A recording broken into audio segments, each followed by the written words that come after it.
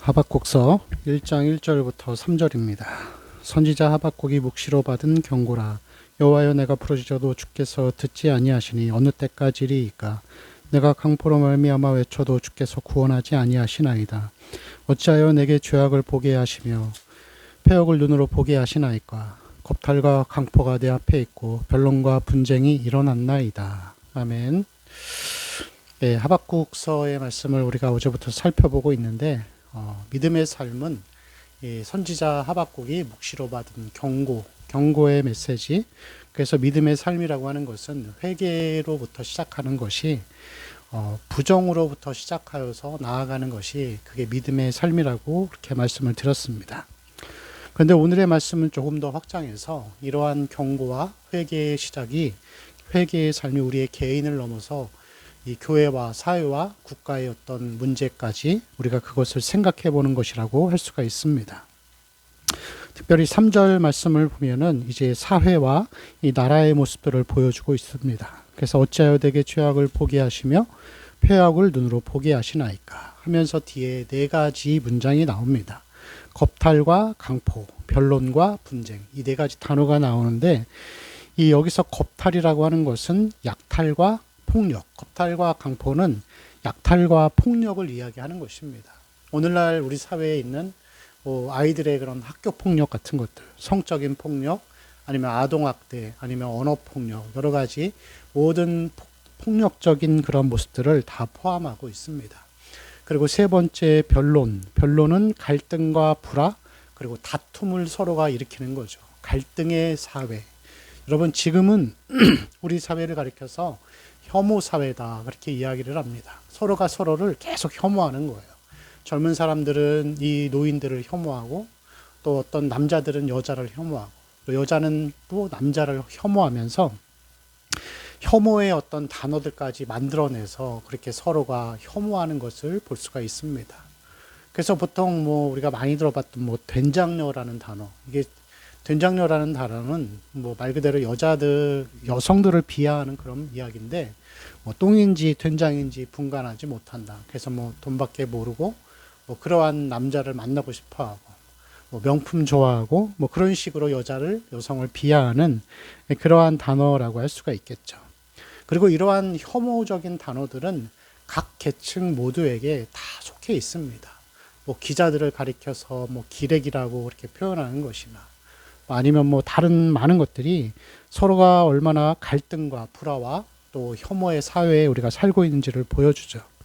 네 번째, 분쟁이라고 하는 것은 언쟁, 그리고 자기 주장을 말하는 것입니다. 그리고 이것은 곧 자기 말이 진리가 되어서 이 절대적인 진리를 부정하면서 살아가는 것을 이야기하는 것이죠.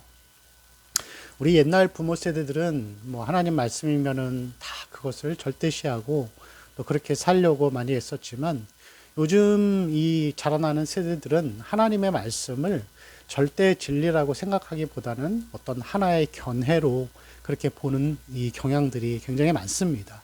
이 포스트 모더니즘이라는 사회의 그러한 모습들이라고 할 수가 있겠죠. 그리고 성경에 나오는 명백한 진리들을 어떤 그것을 부정하고 자기에게 유리하지 않고 불리하면 또 그것을 이렇게 다른 근거들로 인하여서 그것이 옳지 않다라고 변론을 일으키기도 합니다.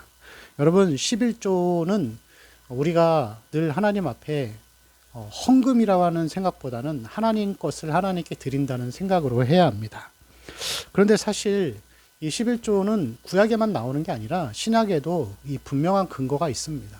그런데도 많은 이 상당수의 성도들이, 아니면 세상 사람들도 이 11조는 한국교회에서만 하는 거다라고 하면서 이것을 자꾸 부정하려고 하는데, 그들이 사실 그것을 부정하는 이유는 무엇일까요?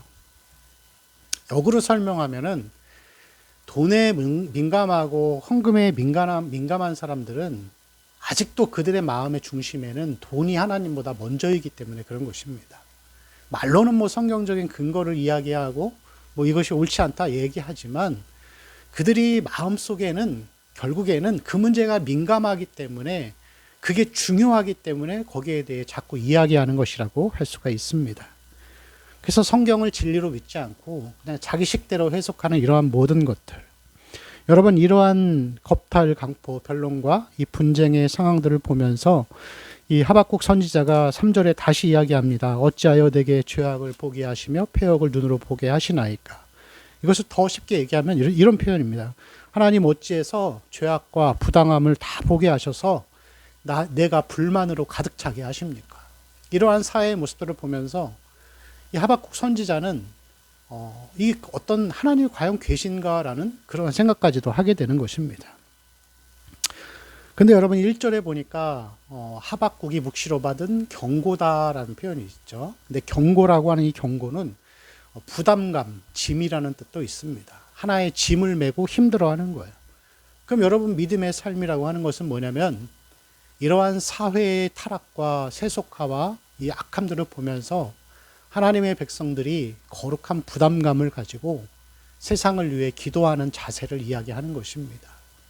여러분 요즘에는 너무나도 신앙인이나 일반인이나 너무나도 개인주의가 되어버려서 나와 내 가족밖에는 모르지만 정말로 믿음의 삶을 살고 하나님의 백성이라고 하는 자들은 이러한 세상의 겁탈과 강포, 변론과 분쟁에 빠져 있는 사사시대와 같은 지금의 세상을 보면서 그것에 대해 우리가 짐으로 여기고 그것에 대해서 하나님 앞에 하나님의 임재가 임하기를, 하나님의 긍휼과 하나님이 진노 중에라도 그 긍휼을 잊지 마시기를, 멸망을 앞두고 있는 하박국 선지자가 자기의 나라를 위해서 그렇게 거룩한 부담감을 가지고 기도하고 또 하나님 앞에 외쳤던 것처럼 이 부담감을 우리가 가지고 살아가는 것이 믿음의 삶이라고 할 수가 있습니다. 그러한 것이 우리에게도 동일하게 적용되어서 하나님의 백성으로서 사회와 국가를 위해서 기도하고 또 부담감을 갖고 살아가는 우리 성도들의 삶이 되시기를 축원합니다. 기도하겠습니다. 주여, 우리의 모든 삶이 그렇게 나 자신을 넘어서 교회와 국가와 사회를 위해서 거룩한 부담감을 가지고 하나님 앞에 긍휼을 위한 기도로 나아가는 거룩한 삶이 되게 하여 주옵소서. 우리 주 예수 그리스도의 이름으로 기도합니다. 아멘.